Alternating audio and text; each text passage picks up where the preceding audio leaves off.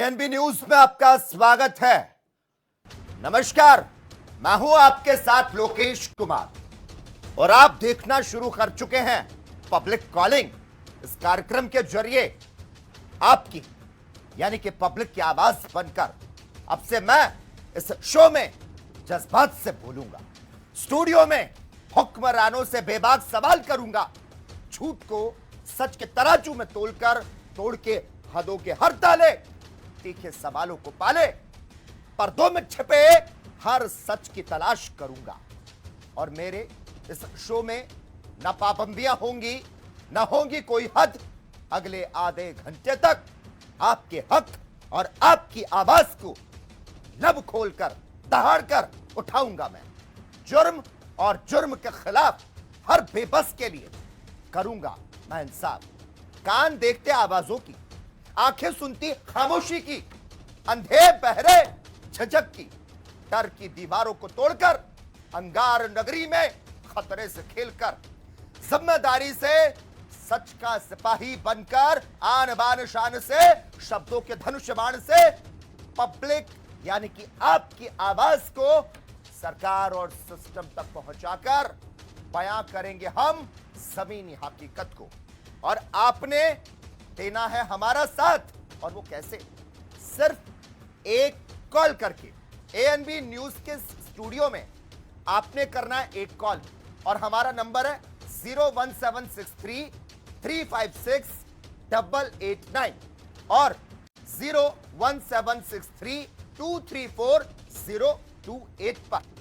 और आज का हमारा मुद्दा यह है कि जब कोलकाता में हो रहा था निर्भया कांड तो क्या सिस्टम सो रहा था? लेडी डॉक्टर से दरिंदगी और रेप के बाद जब कर दी गई निर्मम हत्या, तो सवाल अब यह है कि आखिर ममता राज में ऐसी घटना क्यों हुई? क्या अब अस्पताल में भी महिला डॉक्टर सुरक्षित नहीं है? दीजिए आप हमें जवाब इन सवालों के। और एएनबी न्यूज को करना है आपने कॉल, अपनी आवाज को उठाना है और यह बताना है क्या देश में महिलाएं सुरक्षित नहीं? कोलकाता में निर्भया कांड हो जाता है और सिस्टम आखिर क्यों सोता रह जाता है? देश शर्मसार है, लेडी डॉक्टर से दरिंदगी होती है, आखिर इसका जिम्मेदार कौन है? क्या अब अस्पताल में भी महिला डॉक्टर सुरक्षित नहीं है? क्या महिलाओं को घर में कैद हो जाना चाहिए? आखिर ममता राज में ऐसी घटनाएं क्यों होती है? क्या देश में बेटियां, महिलाएं सुरक्षित नहीं रह पाएंगी? सख्त कानून के बावजूद भी महिलाओं को सुरक्षा देने में पुलिस नाकाम क्यों है? क्या महिला सुरक्षा के नाम पर पुलिस भी नीलबट्टे सन्नाटा है? तमाम दावों के बावजूद भी बेटियां महफूज क्यों नहीं? निर्भया से कठुआ तक आखिरकार देश में कुछ बदलाव क्यों नहीं आया? वो 36 घंटे की ड्यूटी पर थी। कोलकाता के अंदर जो ये पूरा मामला हुआ है उसमें 36 घंटे की ड्यूटी, लगभग मर चुकी थी तब भी रेप हुआ। आखिर किस समाज में हम लोग रहते हैं? आखिर बीच हमारे साथ कॉलर भी जुड़ चुके हैं, इरफान अंसारी, अशरफ अंसारी, माफ कीजिए, अशरफ अंसारी, बहुत बहुत स्वागत है आपका एएनबी न्यूज में। मुद्दा आपने समझ लिया होगा, वो 36 घंटे की ड्यूटी पर थी, वो लगभग मर चुकी थी, तब भी उसके साथ रेप होता रहा। आखिर के समाज में रह रहे हम? रखिए अपनी राय। देश की बेटियां कब तक ऐसी मरती रहेंगी? क्या कुछ कहना आपका? जी हाँ, बताना चाहूंगा जिस तरीके से सिस्टम का जो रवैया है, अगर बात की जाए, चाहे वो शासन हो या प्रशासन हो, लगातार लोग गुहार लगाते हुए नजर आते हैं। लेकिन अगर बात की जाए इस तरीके से, जब तक ऐसे दरिंदों पर कड़ी कार्रवाई नहीं होगी तब तक दरिंदे इस तरीके से दरिंदगी करते हुए नजर आते रहेंगे। और लगातार जिन खबरों में भी प्रकाशित होता है, आप लोग के माध्यम से हम लोगों तक जानकारी भी पहुंचती है। लेकिन बताना चाहूंगा किस तरीके से ये लोग भयभीत नहीं है। क्या इनको पुलिस का डर नहीं, या इस तरीके से प्रशासन का डर नहीं? अशरफ, आपको हो सकता है कि प्रशासन सुन रहा हो, आप क्या कहना चाहिए? क्या कार्रवाई होनी चाहिए पब्लिक की बात को पहुंचाने के लिए? आज हम पब्लिक के हक की बात को उठा रहे हैं, जिसमें आप लोग कॉल कर रहे हैं, हमारे जो दर्शक हैं एएनबी न्यूज के स्टूडियो में कॉल कर रहे हैं। हमारा नंबर हम बार बार बता रहे हैं 01763356889 01763234028। तमाम हमारे जो कॉलर्स है, दर्शक है, उनका हमें इंतजार है। जाहिर है लेडी डॉक्टर के साथ रेप मर्डर की खबर को सुनकर आपका मन भी व्यथित हुआ होगा, रूह परेशान हो रही होगी। वो लेडी डॉक्टर जो चीख रही होगी, जो चिल्ला रही होगी, करा रही होगी, फिर भी उस राक्षस को शर्म ना आ रही होगी। अपनी राय को आपको हमसे साझा करना है और आपने बताना है जनाक्रोश कैसा है आपका।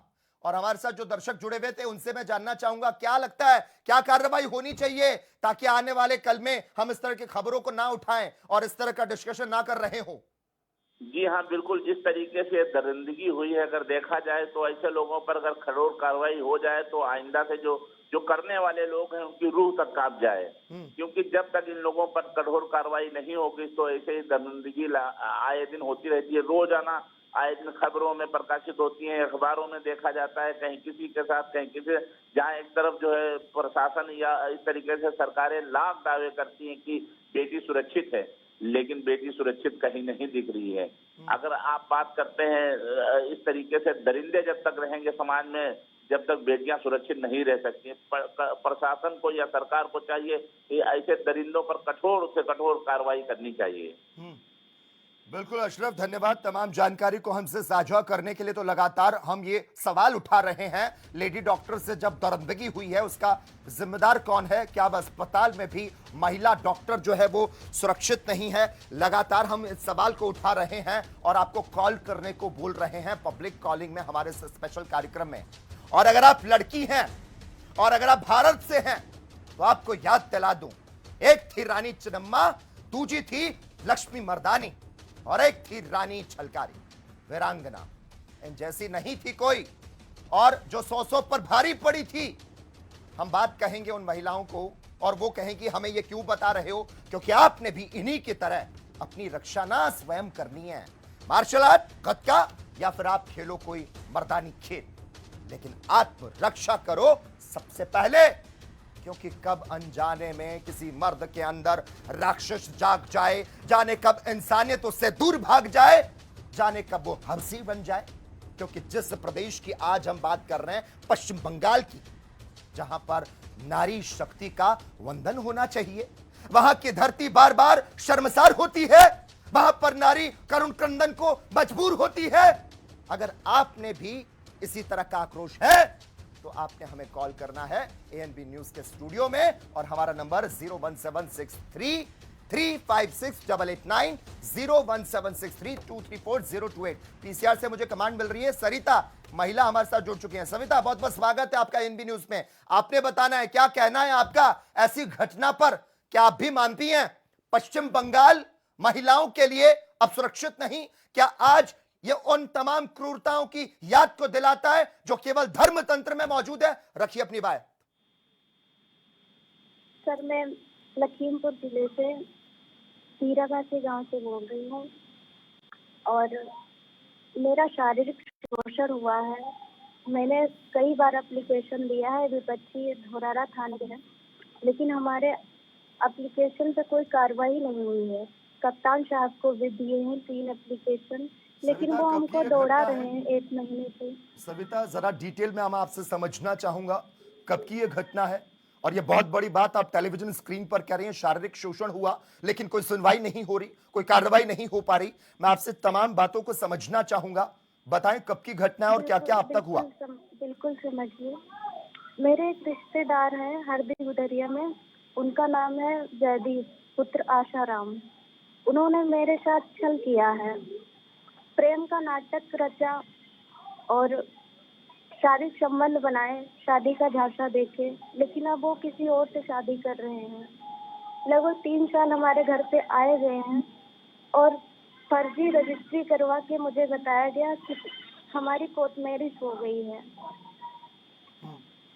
और अब आपने क्या किसी तरह की कोई शिकायत को दर्ज करवाया, किसी तरह की कोई अपील को लेकर गए कहीं? सर, मैंने एप्लीकेशन दिया धोरारा थाने में और कप्तान साहब को लेकिन वो हमको खीरी थाने से धौरारा थाना भगा रहे हैं कि आप खीरी थाने की रहने वाली है तो खीरी थाने जाइए। खीरी थाने वाले धौरारा भेज रहे हैं, फिर धौरारा वाले खीरी भेज रहे हैं। 1 महीने से लगातार यही हो रहा है। सविता, आपको निश्चिंत हो जाना है, चिंता करने की जरूरत नहीं है, क्योंकि एएनपी न्यूज में अपनी आवाज को रखा है और मैं हमारे इनपुट विभाग से ये कहूंगा वो बाकायदा आपके इस मामले को समझें और जो थाना है वहां पर हमारे रिपोर्टर को भी हम भेजने की पूरी कोशिश करेंगे, तमाम इस तहकीकात को समझने की कोशिश करेंगे और उसके बाद अगर जो कार्रवाई नहीं हुई है तो उस खबर को प्रमुखता से दिखाएंगे और उस खबर का असर भी हम यहां पर देखना चाहेंगे। फिलहाल धन्यवाद हमारे साथ जुड़ने के लिए। तो पब्लिक कॉलिंग में हमारा नंबर है 01763 356 889, 01763 234 028। एक बार फिर से अपने सवालों को हम ग्राफिक्स के माध्यम से बताते हैं, आखिर आज का हमारा मुद्दा क्या है। पब्लिक कॉलिंग में आज यानी कि 13 अगस्त दोपहर को 1 बजे से पब्लिक कॉलिंग में जनता को हम सवाल कर रहे हैं, उनको कॉल करने को कह रहे हैं कि हमें कॉल कीजिए और आपके कॉल्स का हमें इंतजार है, क्योंकि हम आपकी आवाज को उठाएंगे।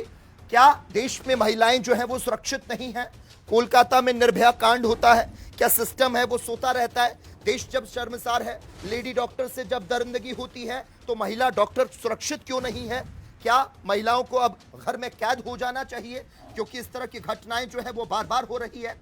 आखिर ममता राज में ऐसी घटनाएं जो है, और ये पहली बार नहीं हो रही है, ये बार बार हो रही है और ये बार बार हो रही है। और इसीलिए हम सवाल कर रहे हैं पश्चिम बंगाल से, दीदी शर्म आनी चाहिए आपको। नारी शक्ति पर बढ़ते जुल्म और हिंसा की घटनाओं के चलते सीएम दीदी महिला अपराधों की रोकथाम और कानून व्यवस्था को बनाए रखने के आप निर्देश तो खूब देती हैं दीदी, लेकिन फिर भी ऐसी घटनाएं रुकती नहीं है। अरे सुन रही हो ममता दीदी? हाथ जोड़कर निवेदन और विनती है दीदी, है न्याय की देवी ममता दीदी, आंखों पर पट्टी जो है ना उसको खोल और देख।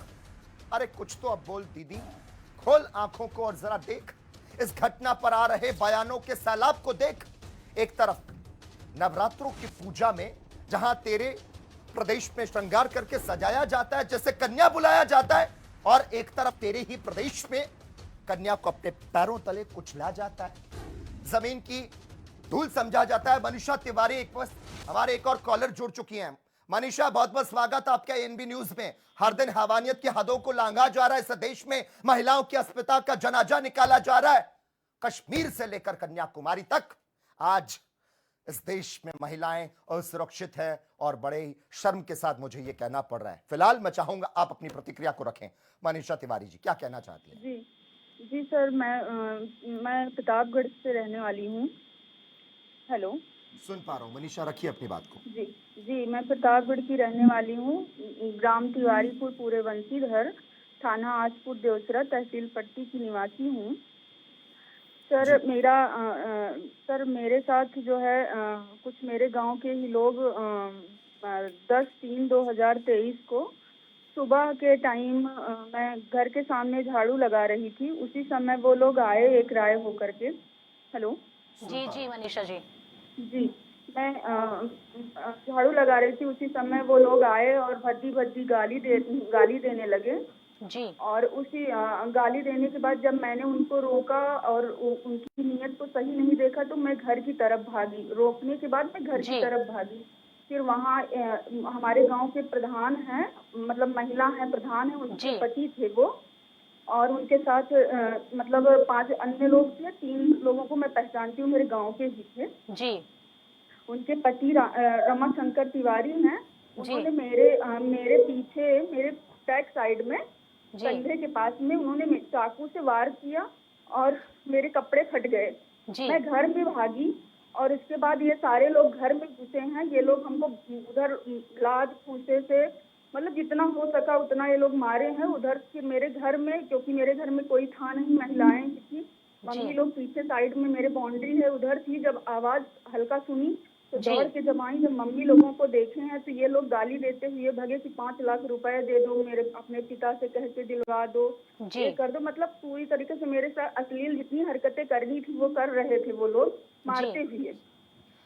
मनीषा बिल्कुल मनीषा जी, और 2023 की आप ये घटना बता रही है और आपकी घटना सुनकर और ना जाने कितनी और लड़कियां होंगी जिनके साथ ये सारी चीजें होती है, कितनी लड़कियां होंगी जिनके साथ न केवल बलात्कार बल्कि दहेज प्रताड़ना भी एक ऐसी ही अपराध है। इसके अलावा अगर बात की जाए, जैसा कि आपने बताया कि आपके साथ किस तरीके से अत्याचार हुआ, मनीषा जी इसकी शिकायत आपने किसी थाने में करवाई, कोई अपील आपने दी?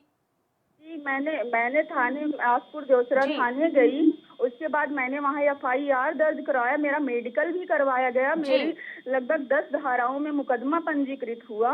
जी जी, उसके बाद आयो थे रमण त्रिपाठी जी, हमारे इन्वेस्टिगेशन ऑफिसर थे। उन्होंने हम लोगों को बुलाया भी, हम गए 161 का बयान होता है, उसको मैंने दिया। फिर मजिस्ट्रेट के सामने मेरा बयान करवाया गया। मेरे गवाहों को भी बुलाया गया, जो गवाह थे उनको भी ऐड किया गया। लेकिन उसकी रिकॉर्डिंग जब वो गवाह करे, जो कि मुझे पता था कि ये प्रधान है, इसका यहाँ पे चलेगा, फिर मैं चुपके से उस बात को रिकॉर्ड कर रही थी जब वो मेरे गवाही दे रहे थे और मैं भी जब दे रही थी। सारी रिकॉर्डिंग मैंने अपने पास रखा, सारी चीजें रखी। उसके बाद उन्होंने उसको जो चार्जशीट होती है उससे मेन घटना जिन्होंने रमाशंकर तिवारी, जय नारायण तिवारी, इनका नाम काट दिए और सारी धाराओं को काट दिया। केवल मारपीट की धाराओं को करके एक नंदकिशोर मिश्र जो थे, जो मेरे गांव के थे, मनीषा, आपके जो ये आईओ है इन्वेस्टिगेशन ऑफिसर, मैं चाहूंगा कि आप उनका नंबर और नाम हमारे इनपुट विभाग को जरूर शेयर करें और मैं उनसे जरूर कहूंगा कि वो आईओ जो है इन्वेस्टिगेशन ऑफिसर, उनसे इस मामले को समझेंगे और उनसे ये सवाल करेंगे। जिसको कन्या बुलाया जाता है वो परेशान होती है, वो बार बार गुहार लगाती है, लेकिन उसको कुचला जाता है, उसको जमीन की धूल समझा जाता है, हंसती खेलती उसकी जिंदगी को नर्क बना दिया जाता है, हैवानियत की हदों को किस तरह से लांघा जाता है ये दर्शक खुद आके हमें बता रहे हैं। लेकिन महिलाओं की अस्पताल का किस तरह से जनाजा निकाला जा रहा, कश्मीर से लेकर कन्याकुमारी तक इस देश की महिलाएं सुरक्षित हैं। आज हर जगह महिलाओं की इज्जत को नीलाम किया जाता है। विश्व गुरु कहलाने वाले भारत में महिलाओं की जुल्म की सूची आखिर और कितनी लंबी होती रहेगी? अगर आपने भी इसी तरह का आक्रोश है, अगर आप भी पीड़ित हैं, तो पब्लिक कॉलिंग में आकर आपको बोलना है। बोल जनता बोल, कॉल कर 01763 356 889 01763 234 028। ये हमारा स्टूडियो का नंबर है। एएनबी न्यूज को आपने कॉल करना है, अपनी आवाज को उठाना है, बताना है क्या देश में महिलाएं सुरक्षित नहीं? देश जब शर्मसार होता है, लेडी डॉक्टर के साथ जब दरिंदगी होती है, तो उसका जिम्मेदार कौन है? क्या महिला सुरक्षा के नाम पर पुलिस नीलबट्टे सन्नाटा है? तमाम दावों के बावजूद भी बेटियां इस देश में महफूज क्यों नहीं? निर्भया से लेकर कठुआ तक देश बदल क्यों नहीं रहा? रोकना चाहूंगी बीच में, जब पश्चिम बंगाल की आपने बात की, ममता बनर्जी से आपने सवाल पूछे कि जब देश के एकमात्र महिला मुख्यमंत्री और उस राज्य में, उनके राज्य में इस तरह से महिलाओं के ऊपर अत्याचार, इससे पहले संदेश खाली की घटना का जिक्र कर ले, वो घटना कभी सामने नहीं आती अगर ईडी, जो टीएमसी के ही नेता है शेख शाहजहां, उनके घर पर रेड नहीं करती। तो कितनी सारी महिलाएं जिन पर अत्याचार हुआ वो कभी सामने नहीं आता। उत्तर प्रदेश का अयोध्या ले लीजिए, लखीमपुर खीरी, कन्नौज, हर दिन 90 महिलाओं के साथ बलात्कार की घटनाएं सामने आती है और ये एनसीआरबी का आंकड़ा है 2024 का। सरकारें बदलती है, राज बदलता है, लेकिन महिलाओं की स्थिति उसी तरह रहती है जैसे पहले राज में थी और जैसे बाद में आई। और महिलाओं की सुरक्षा को लेकर जब चुनाव होते हैं तो हर पार्टी वादा करती है कि महिलाओं को सुरक्षा दी जाएगी, लेकिन जब सत्ता हस्तांतरण होता है, सत्ता बदलती है, तो महिलाओं की स्थिति क्या रहती है? वही जैसे पहले थी। बिल्कुल। और लगातार हमारी जो पब्लिक है, जो जनता है, उनसे हमारी अपील है, बोल जनता बोल में आपने कॉल करना है 01763 356 889 और हमारा नंबर है 01763 234 028। आपने यहां पर कॉल करना है और हम डायरेक्ट आपसे बात करेंगे, जानेंगे, समझेंगे आखिर क्या इस देश में महिलाएं जो है वो सुरक्षित नहीं है। राजू देवी एक और महिला दर्शक हमारे साथ जुड़ चुकी हैं। राजू देवी, बहुत बहुत स्वागत है आपका एएनबी न्यूज में। रखिए अपनी बात, क्या कुछ कहना चाहती हैं? तुम्हारी कॉल राजू देवी, क्या मुझे सुन पा रही हैं आप? रखिए अपनी बात, क्या कहना चाहती हैं? सर हमारा साथ में, जैसा हम यहाँ जिला जसराना का रहने वाला है, थाना भी मेरा जसराना है, जिला फिरोजाबाद है और तहसील जसराना है सर। और हमारा साथ में एक व्यक्ति ने मारपीट करी है और यहाँ थाने पे कोई सुनवाई नहीं हो रही है। हेलो जी जी राजू जी। हाँ मैडम, मेरा यहाँ जसराना थाना से कोई सुनवाई नहीं हो रही है और हमारा साथ में, और हम पानी की जाती है जी। और जो हमारा साथ में जो उसने मारपीट किया है वो मतलब राजपूत है, वो बिल्कुल ठीक है राजू जी, हम अपने इनपुट विभाग से कहेंगे कि हमारा वहां का रिपोर्टर आपके पास आए और पूरे मामले की जानकारी आपसे जुटाए। और जैसा कि आपने बताया कि हम तो सिर्फ आज बलात्कार की बात कर रहे हैं, बलात्कार जिस तरीके से देश भर में हो रहे हैं और जिस निर्मम तरीके से, जिस नृशंस तरीके से हो रहे हैं, उसके अलावा भी आज जो हमारे दर्शक थे जिन्होंने हमारे पास कॉल किया और बताया कि न केवल बलात्कार बल्कि अत्याचार होते हैं, उत्पीड़न होता है, किस तरीके से महिलाओं के साथ दुर्व्यवहार किया जाता है, मारपीट की जाती है, ऐसे तमाम दर्शकों ने हमारे साथ कॉल कर अपनी समस्याओं के बारे में बताया। आज हमारा मुद्दा था देश में महिलाएं किस तरह से अपने आप को महफूज पाती है या नहीं पाती है, सुरक्षित महसूस करती है या नहीं करती है, और हर दिन जो महिलाओं के साथ उत्पीड़न हो रहा है, महिलाओं के साथ अत्याचार हो रहा है और जो बलात्कार की घटनाएं सामने आ रही है। कलकत्ता से हमने देखा एक डॉक्टर के साथ किस तरीके से निर्मम तरीके से गैंग रेप किया जाता है, क्योंकि ये रिपोर्ट के अंदर कहा गया है कि ये गैंग रेप है और ना जाने कितनी महिलाएं इस देश भर में होंगी जो थानों तक पहुंच जाती है।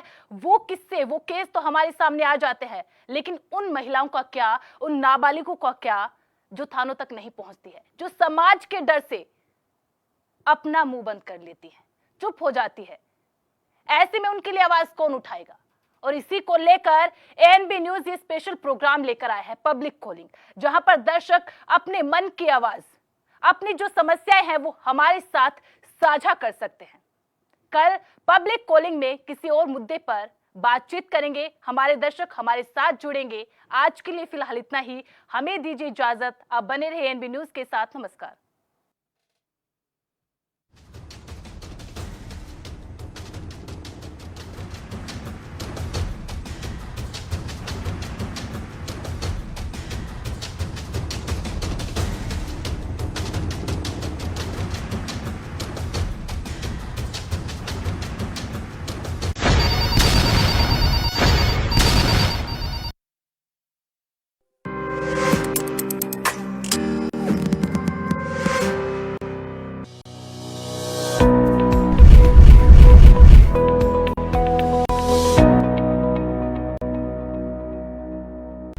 सरकारी स्कूलों ਦੇ ਵਿੱਚ शानदार पढ़ाई, सरकारी स्कूल शानदार बिल्डिंग ਤੇ सरकारी स्कूलों ਦੇ ਵਿੱਚ ਇੱਕੋ ਬੈਂਚ ਤੇ ਰਿਕਸ਼ੇ ਵਾਲੇ ਦਾ ਬੱਚਾ, ਇੱਕੋ ਬੈਂਚ ਤੇ ਜੱਜ ਦਾ ਬੱਚਾ ਤੇ ਇੱਕੋ ਬੈਂਚ ਤੇ